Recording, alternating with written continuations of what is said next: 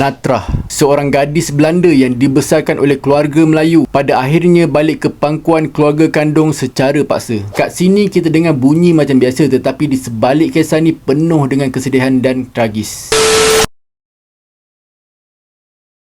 Natrah Ma'ruf atau nama asalnya ialah Herbudina Maria Herto, lahir pada Mac 1937 di Bandung, Indonesia. Bapanya Adrianus Herto adalah seorang tentera Belanda dan ibunya bernama Adeline Herto, dan mereka semua menetap di Indonesia semasa Perang Dunia Kedua. Pada mulanya, Adrianus, ayah si Natrah ni, ditangkap oleh askar Jepun di Indonesia dan ditahan selama beberapa tahun. Disebabkan Adeline ni mempunyai ramai anak, nenek si Natrah ni menyuruh Adeline bagi Natrah ni pada seorang perempuan yang bernama Cik Aminah. Cik Aminah ni dikatakan bukan wanita biasa-biasa. Dia seorang businesswoman dan juga translator kepada askar Jepun ketika itu. Sewaktu Natrah bersama dengan Cik Aminah, mereka berdua tinggal bersama-sama di Bandung, Indonesia. Keadaan di Bandung masa tu agak tegang sebab orang Indonesia amat bencikan penjajah. Disebabkan Natrah ni berkulit putih, Cik Aminah risau jika orang ramai tahu yang Cik Aminah ni menjaga seorang anak penjajah. Jadi Cik Aminah ni buat keputusan untuk pindah ke Tanah Melayu, iaitu ke Maman, Terengganu. Untuk pergi ke Tanah Melayu, Cik Aminah harus menaiki kapal, tapi kat sini agak mencabar sikit untuk Cik Aminah kerana dia sedang membawa budak berkulit putih.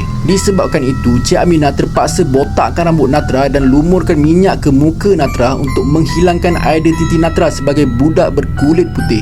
Apabila mereka berdua sampai je ke Tanah Melayu, tak lama selepas tu, ayah kandung Natrah dibebaskan oleh askar Jepun. Ayah dan ibu Natrah balik ke negeri asal mereka, iaitu Belanda, tanpa mencari atau membawa Natrah pulang. Ketika Natrah tinggal bersama dengan Cik Aminah, Natrah dibesarkan dengan adat Melayu dan cara Islam. Dikatakan Natrah ni dijaga bagai menatang minyak yang penuh. Cik Aminah sangat sayang pada Natrah dan Natrah sangat sayang pada Cik Aminah. Tapi langit tak sentiasanya cerah. Keluarga kandung Natrah mula mencari Natrah. Dikatakan keluarga Natrah meminta pertolongan kerajaan British untuk mencari Natrah. Natrah telah dikesan menetap di Tanah Melayu bersama seorang perempuan yang bernama Cik Aminah. Selepas mereka dikesan, pihak British mengarahkan Cik Aminah membawa Natrah ke Singapura dan ditawarkan $500 untuk serahkan Natrah kepada mereka. Cik Aminah tak setuju dan bantah arahan dari pihak British, tetapi sayangnya Cik Aminah disaman dan mahkamah British perintahkan Cik Aminah untuk serahkan Natrah di bawah penjagaan Jabatan Kebajikan Masyarakat Singapura. Kat sinilah momen sedih telah berlaku. Natrah merayu agar dia tidak dibawa oleh pegawai besar Belanda tu ketika di Singapura. Dan Cik Aminah pun menangis dan meminta tolong orang di sekeliling yang ada waktu tu untuk kembalikan Natrah kepadanya semula. Insiden ni mula membuka mata ramai pihak untuk membantu Cik Aminah dapatkan hak penjagaan Natrah. Orang ramai pun telah menubuhkan satu tabung untuk membantu kes rayuan Cik Aminah. Sewaktu kes ini dibicara, pada mulanya Cik Aminah menang kes kerana mahkamah dapati tuntutan dari pegawai Belanda itu tidak berasas kerana ada berbau kepentingan politik dan bukan bertindak untuk ibu dan bapa Natrah. Kerana dikatakan yang sebenarnya kerajaan Belanda dan organisasi gereja Belanda yang mendesak ibu bapa kandung Natrah untuk ambil anak dorang dari Cik Aminah. Setelah kes ini menang, Natrah diserahkan semula kepada Cik Aminah pada tahun 28 Julai 1950. Dan di sinilah Cik Aminah tersilap langkah. Disebabkan Cik Aminah takut perkara ni berulang, Cik Aminah kahwinkan Natrah dengan seorang lelaki bernama Mansur Adabi. Menurut sumber akhbar, Mansur Adabi adalah anak kepada sahabat Cik Aminah dan juga guru kepada Natrah.